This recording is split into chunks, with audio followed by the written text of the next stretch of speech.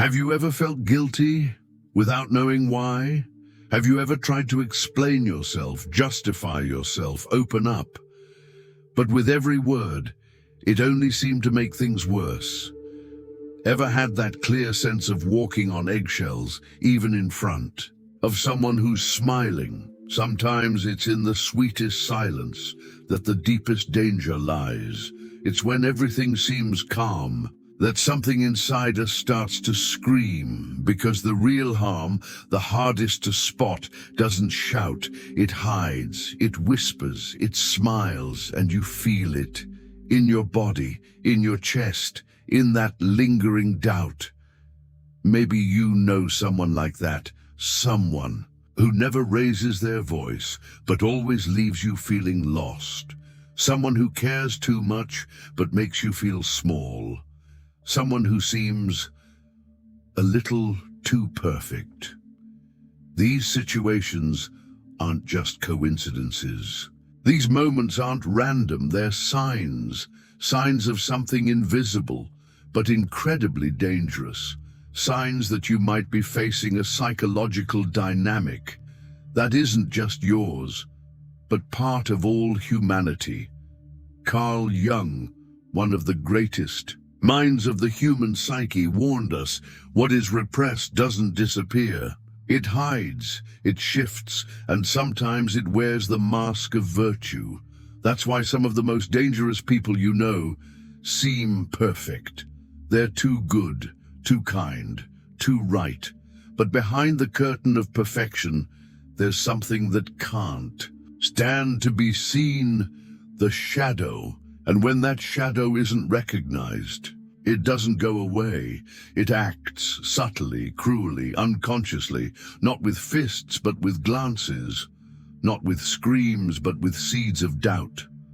This video is a deep dive into the hidden layers of human behavior, an invitation to see what's behind those unshakable smiles and flawless actions. Map to identify the signs the soul gives when it's trapped by the persona, that mask we create to be loved, but that, when we forget it's just a mask, turns us into prisoners of ourselves. Get ready, because maybe, after hearing this, you'll never see some people the same way again, and maybe you'll never see yourself the same way again.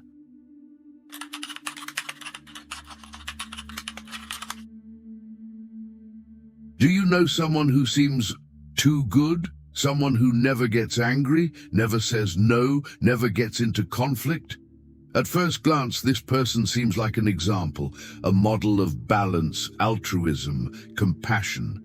But over time, something starts to feel off, a discomfort you can't quite explain, a weight that doesn't seem to come from you, but ends up on your shoulders. This is the trap of the mask of kindness. Carl Jung called this mask the persona, the character we create to adapt to the world, to be accepted, praised, loved. The persona isn't fake, it's functional. It allows us to live in society. But the problem starts when we forget it's just a role, when the mask gets glued to the face, when kindness becomes an obligation, when care hides control, when sweetness serves to silence. Think of that person who always helps everyone, but later makes you feel in debt, or that friend who listens to all your problems, but looks at you with a silent air of superiority, or that spiritual leader who preaches peace, but can't stand being questioned. The harder someone tries to seem perfect, the more shadow may be repressed behind it, because perfection to the unconscious is a minefield. It's a rigidity that denies the human, and everything that is denied finds a way to emerge. That's why the mask of kindness often comes with a judging look, a disguised irony, a silence heavier than 1,000 words. You start to feel guilty, but you don't know why. You start to censor yourself, but you don't understand why you're afraid. After all, the person is so good. But Jung teaches us the light that denies the darkness becomes blind, and the kindness that denies conflict becomes manipulation. The danger of the persona isn't in wearing it. It's in believing it's all we are. Because when someone identifies too much with their own image, this idealized image of perfection, control, virtue, something inside them starts to suffocate, and what suffocates will one day escape. Unfelt. Anger becomes sarcasm, unacknowledged fear becomes criticism, unadmitted envy becomes spiritual judgment. The shadow, ignored, finds ways to live, even when it's not welcome. But it needs a body, and sometimes the body where it manifests is yours. When you become the deposit for the frustration the other person can't accept. When you become the mirror of everything they refuse to see. When you start to carry emotions that aren't yours. That's how the mask becomes a weapon, not with explicit violence, but with a kind of power that acts in the invisible, a kindness that imprisons, a perfection that suffocates, a light so bright it blinds. So next time you're in front of someone impeccable, unshakable, flawless, ask yourself, who is this person trying to protect with so much perfection, and what are they trying to hide? Because maybe what seems like an example is actually a disguise. And behind the mask, there's something that hasn't been faced yet. But the shadow doesn't accept prison for long, and when it can't walk through the door of consciousness, it escapes through other paths, and often the one who feels the impact is you. This is the nature of what Jung called the repressed shadow. It doesn't disappear, it just moves to a new place, and when it finds room, it shows up in the form of a veiled criticism, a passive-aggressive compliment, a help that comes with guilt, and you feel it, even if you don't understand it. But there's something even deeper in this process, because when the shadow can't escape from within, it starts looking for a mirror, and that's where you come in. That's what we're going to talk about now.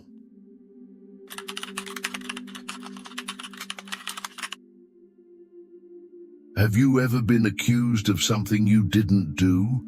Have you ever felt like you became the villain of the story without knowing what the crime was? Have you ever felt like you were carrying a guilt that wasn't yours? Welcome to the most subtle and most dangerous territory of the human psyche.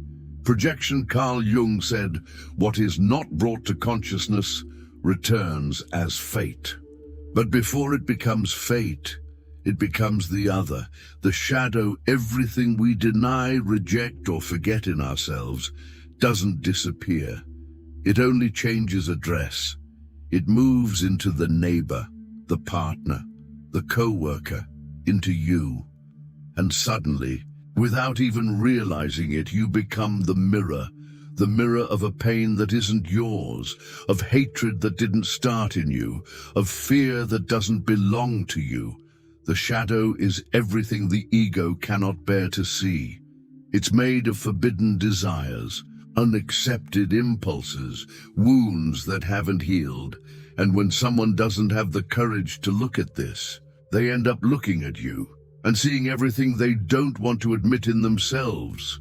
This is how you start to bother, just by existing.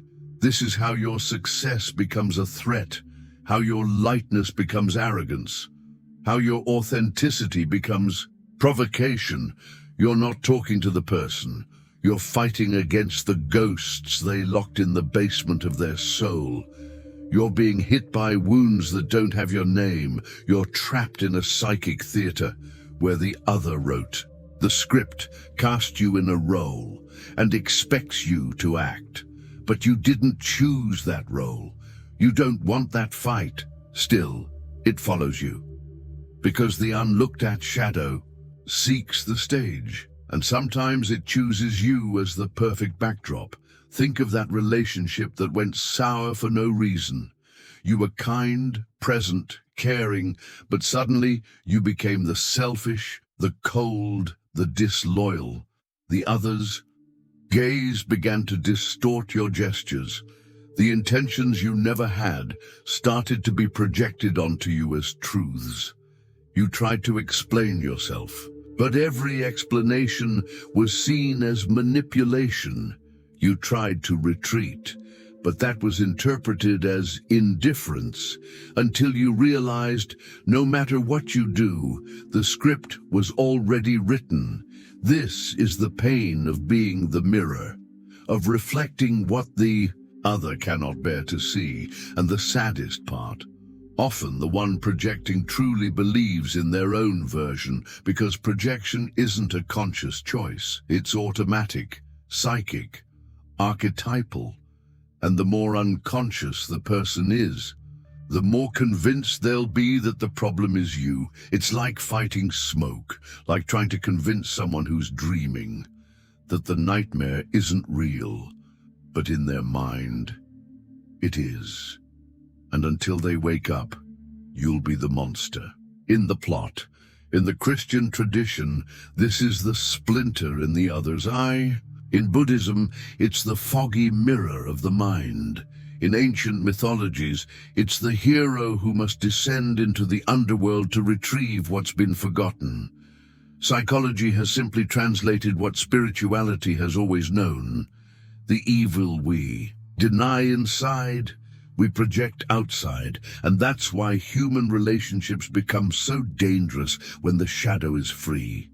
Because the other stops being the other. They become an internal battleground, a stage for old dramas, an imaginary enemy. And perhaps the cruelest part of all is that projection doesn't need to be done with anger. It can come with excessive concern, with unsolicited advice, with suffocating tenderness. It can look like love, but hide control. It can look like care, but be possessiveness.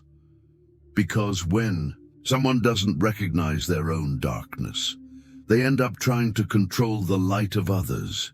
Your light, you become offensive just by shining, annoying, just by being free, intimidating, just by being at peace.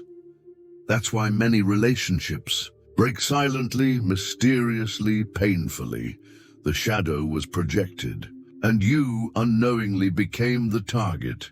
But there's a way out of this cycle, and it's not about shouting louder nor proving your innocence. It's about recognizing the game, seeing that the other's pain is not your responsibility, not accepting roles that aren't yours, and most importantly, looking at your own shadow too. Because the hard truth is, we all project.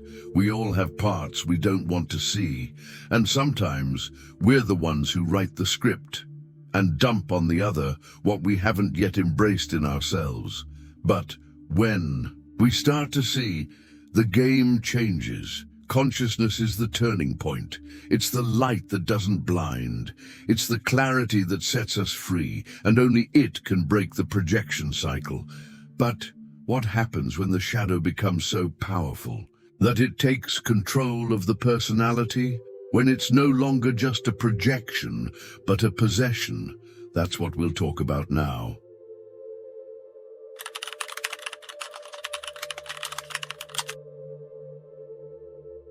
Have you ever talked to someone and felt like there was no person there anymore? As if you were speaking to an idea, a role, a greater force, unquestionable, impenetrable? Maybe you were facing an archetypal possession. Carl Jung observed that the ego, fragile and limited, can be overtaken by forces much greater than itself. Archetypes, ancient mythological patterns that dwell in the collective unconscious, the hero, the victim, the judge, the martyr, the savior.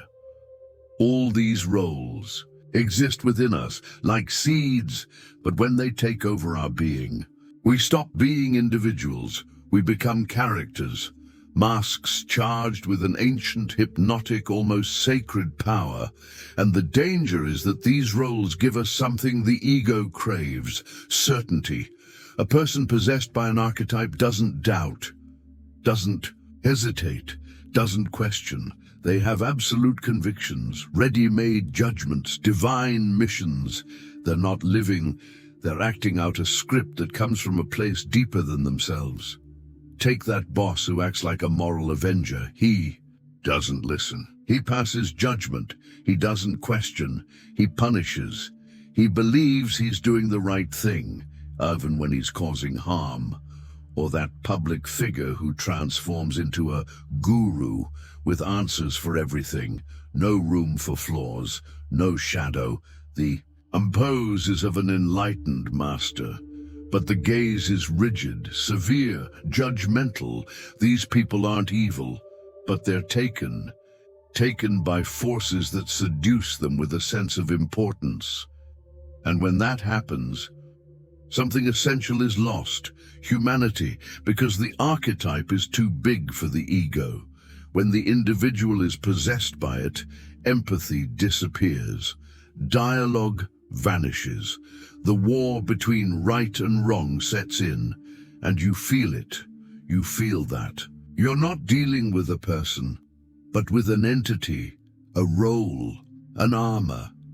That's why some conversations feel like walls, why certain people don't listen. They preach, they don't dialogue, they instruct, they don't feel, they dramatize. And the worst part, they believe they're saving the world, but often they're just hiding from their own fear. The fear of losing control, of not knowing, of being just human, because being human hurts. It's ambiguous, it's fragile, and the archetype offers an escape, a noble, heroic, sacred role. But the truth is, no one can sustain that role for long, without a price, because every role demands constant performance, and the more someone needs to act, the less space there is to be vulnerable, to be confused, to be contradictory, to be real. Jung said, the more inflated the ego, the larger the shadow that forms behind it. The more someone identifies with the role of the enlightened one, the darker the part they deny becomes, and that shadow grows, silently hidden, but active.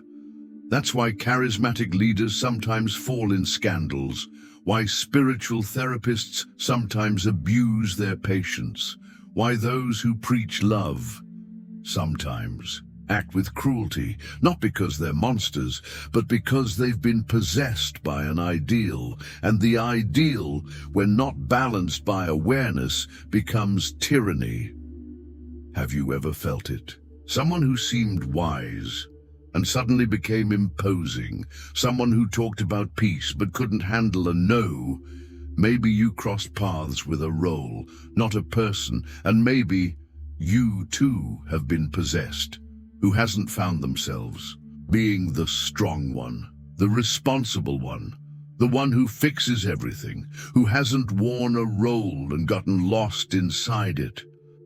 But there is a sign that something is wrong.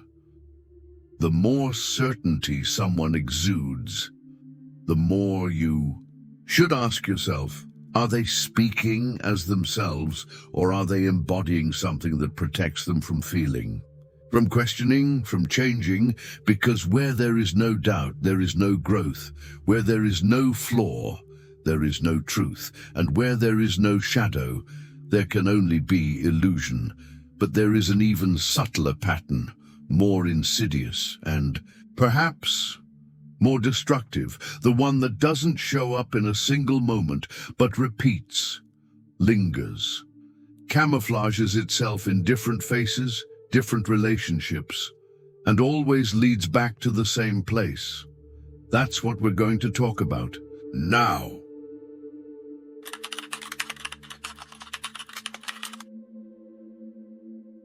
Have you ever felt trapped in a cycle, like you're reliving the same drama, but with different faces?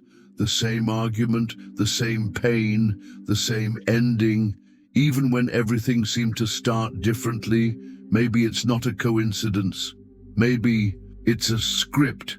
Carl Jung, along with Freud, pointed to one of the most silent and most devastating dynamics of the human psyche: the repetition compulsion.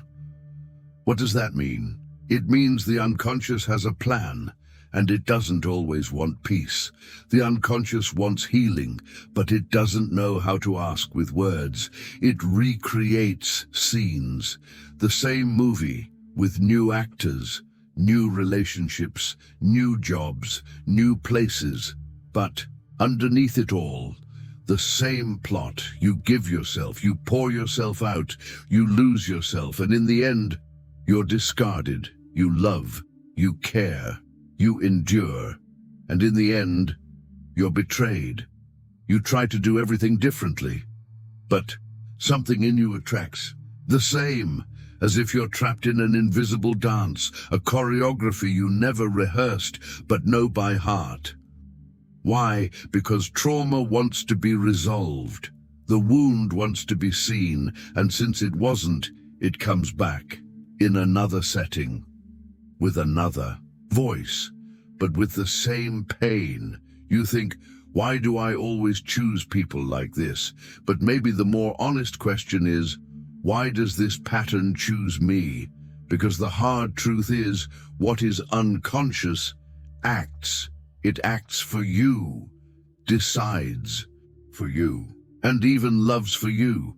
You think you're choosing someone new, but you're choosing someone who matches your old wound, someone who helps you reenact, again, the unresolved pain. It's the absent father in the new partner, the critical mother in the new boss, the repeated abandonment now with a different name. And this isn't bad luck. It's the psyche trying to complete what was left unfinished, trying to correct the story. But by repeating the trauma, you only reinforce it, because without awareness, the cycle doesn't heal. It condemns. It's like being trapped in an emotional loop. Each new attempt feels like hope, but it ends up in the same place. In the void, in the guilt, in the I knew it. Freud called it compulsion. Jung took it further. He said that until you make the unconscious conscious, it will direct your life, and you will call it fate. Think about it. How many times have you justified your pain as fate? It's my karma. It's just how things are. I attract problematic people, but what if it's not fate? What if it's a script written by parts of you that you haven't met yet? What do you think would make your unconscious happy, healing, or repetition? The answer is, it depends. It depends on your awareness, because without it, the only language the unconscious knows is the pattern. But with it, something shifts. You start to see the signs before the plot forms. You notice the look, the tone, the knot in your stomach, and you choose differently, because now you know that familiar feeling isn't love. It's a warning. It's the story trying to repeat itself, but you're not the same anymore.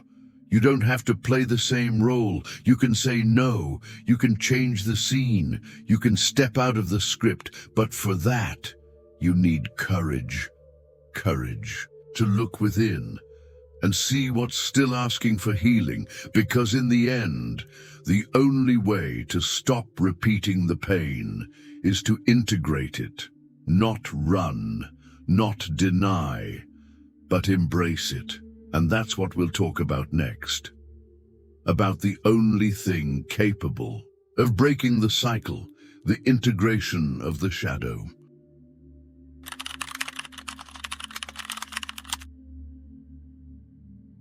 Have you noticed how we try to be only light, always calm, always right, always good, but deep down, it's exhausting. Because there's a part of us that doesn't want to be good. It wants to be real, and that part is the shadow. The shadow isn't the evil in you, it's what you hide. Out of fear of not being loved. It's your anger, your fears, your vulnerabilities, your unspoken desires, and everything that's repressed. Turns into a mask. You smile when you want to say enough. You stay when you want to leave. You pretend peace. But you're imploding inside. Integrating the shadow is the opposite of that. It's not about getting rid of it. It's about knowing. It's not purification, it's honesty. It's when you look at your flaws without excuses and say, yes, this is me too. When you allow yourself to feel what was always forbidden to feel. Anger, exhaustion, envy, neediness. When you stop punishing yourself for being human and you discover that your shadow isn't your enemy, it's your ally. It shows you where you lost yourself trying to please. It reveals what you abandoned to fit the mold. And more than that, it gives you your power back. Because those who know their own darkness aren't afraid of others. Those who accept their imperfections don't need to judge to feel superior. Think of that friend who laughs at their own mistakes with humility. That woman who says, I don't know, with confidence. That leader who admits their limits, and because of that, inspires trust. These people aren't enlightened. They're whole. They don't need to seem good. They are conscious. And consciousness is the beginning of everything. It's what turns anger into clarity, fear into presence, pain into truth. Neuroscience now confirms what Jung intuited. When we acknowledge emotions, we create new connections. In the brain, plasticity, a real transformation. But for that, we need to stop running. Stop seeking approval all the time. Stop denying the ugly parts that everyone has, and start asking the question that changes everything. Who am I? Beyond my persona? The answer doesn't come from outside. It doesn't come from the image, the performance, the applause. It comes from silence. It comes from discomfort. It comes from the courage to look and not look away. Integrating the shadow is this: trading perfection for presence, controlling less, feeling more, judging less, understanding more. And when that happens, you stop projecting monsters onto the world because you've already made peace with your own. And now that you've heard all of this, tell me honestly, have you noticed these signs in someone, or perhaps in yourself? The mask that weighs you down, the shadow you project, the cycle that repeats. Maybe this video was exactly that, a mirror you've been avoiding. But now it's here, reflecting not only your wounds, but also your courage to see them.